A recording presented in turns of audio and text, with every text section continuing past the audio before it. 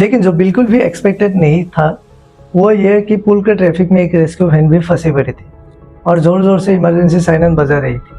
तो वैन वालों ने बताया कि महावीर कोलियरी माइन में बहुत बड़ा कांड हो गया है और 65 मजदूर बेचारे अंडरग्राउंड माइन में ही फंस गए। आप बिलीव नहीं करोगे कि हर एक मिनट में 23,000 लीटर पानी बाहर निकाला जा रहा था। यहाँ पर है वो दूसरी वाली कोल सिम जिसका नाम है नारायणपुरी सिम और 12 और 13 नवंबर की रात इसी नारायणपुरी सिम में यह हादसा हुआ था। और दूसरी बात यह कि 8 घंटे की शिफ्ट लगातार होती है, नीचे कोई सिगरेट बीड़ी भी नहीं पी सकते। As a result of this ऊपर वाली सिम से बाहर की तरफ पानी आने लगा। तो ये मिनिस्टर जसवंत सर को बोलता है कि ये क्या फालतू चिड़िया का घोंसला बनाने में लगे हुए, इससे कोई मजदूरों की जान नहीं बचने वाला है। और लास्ट में उस काली गुफा में अकेला बचा तो सिर्फ ये एक बहादुर सरदार। ये कहानी है 34 साल पुरानी।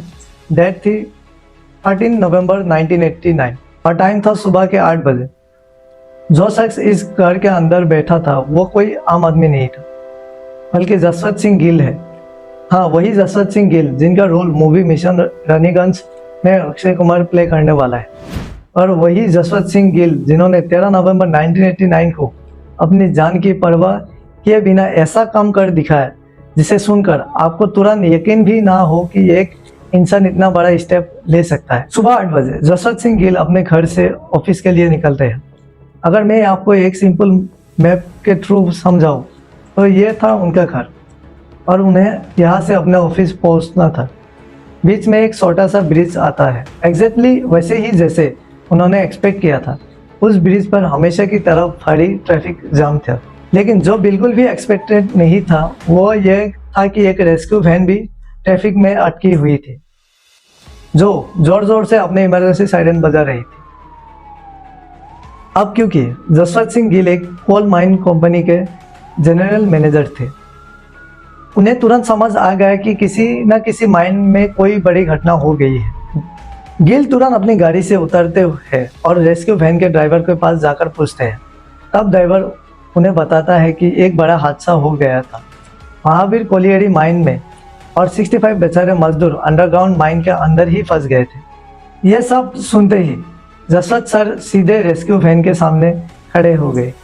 फिर उन्हें ट्रक, बस और कार के ड्राइवर को पास जाकर रिक्वेस्ट करना शुरू किया कि भाई इमरजेंसी हो गई है, प्लीज़ अपनी गाड़ी साइड में कर लो ताकि रेस्क्यू वैन जल्दी से एक्सीडेंट साइट पर पहुंच सके। जब रेस्क्यू वैन निकल गए जसवंत सर वापस अपनी कार में आ गए और डिसाइड किया कि आज वो ऑफिस नहीं जाएगा बल्कि वो उस रेस्क्यू वैन के पीछे पीछे एक्सीडेंट साइट तक पहुंचेंगे।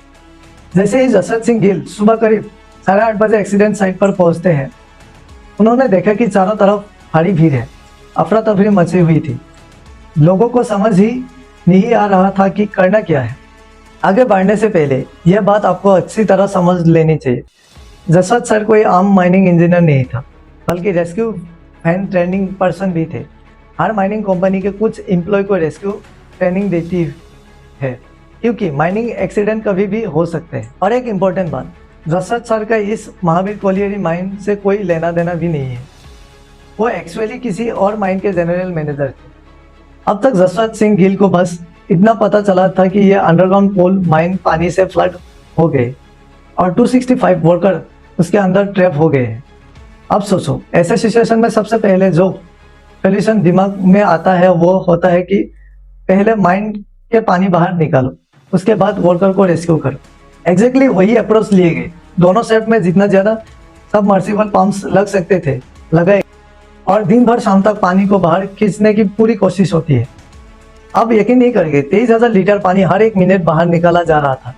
लेकिन उस दिन यानी 13 नवंबर की शाम जब कैलकुलेशन किया गया तो पता चला कि माइन में जितना पानी घुस चुका है उसे निकालने में 1.5 से 2 महीना लग जाएंगे।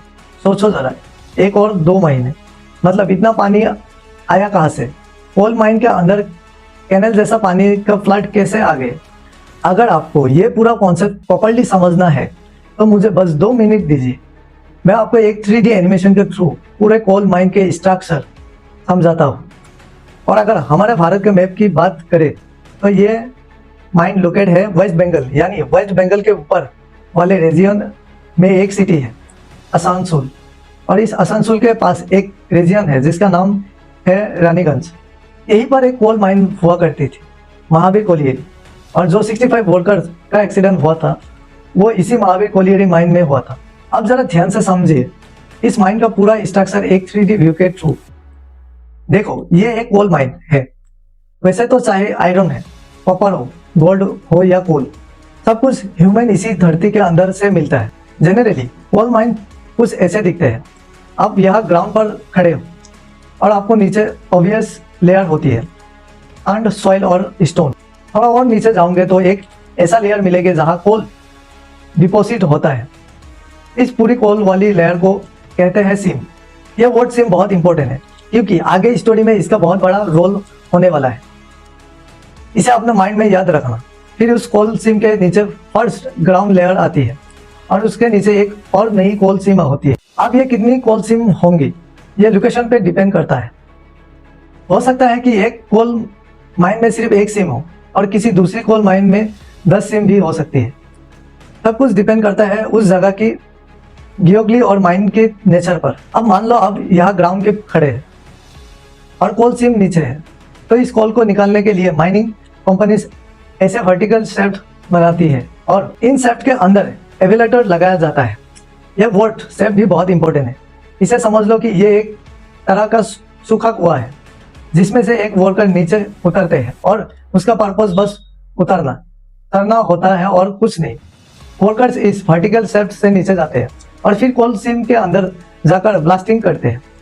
कोल निकालते हैं और फिर आगे बढ़ते हैं, फिर ब्लास्ट, फिर कोल एग्जैक्शन, ऐसे ही प्रोसेस चलता रहता है।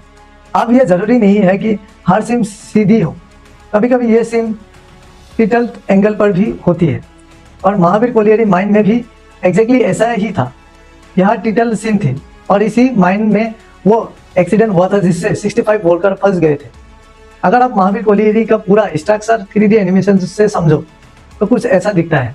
ये ग्राउंड सरफेस है जहाँ जसवंत सिंह गिल अभी खड़े हैं और उनके नीचे ग्राउंड के बाद जो पहला कोल सीम दिख रहा है उसका नाम है NGA सीम।